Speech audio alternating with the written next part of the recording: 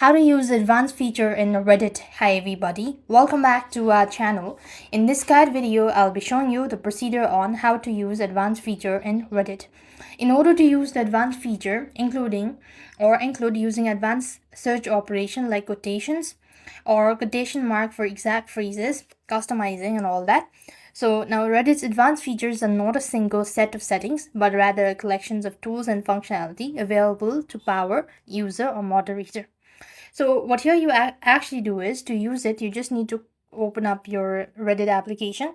Then at the top right, you could find this search bar, right? You just tap that out and you just need to, after typing your keyword, you could use a filter or result. So what here you need to do is you want to type in keyword. So I'm going to type in, this is going to be the keyword, after which search from the content only with a specific subreddit.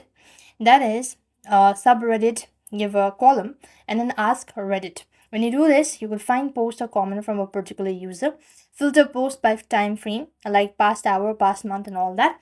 And these are some of the advanced feature Reddit actually provides. So that's it for this video. I hope the video was helpful. Make sure to like, share and subscribe. Thank you for watching. See you in the next video.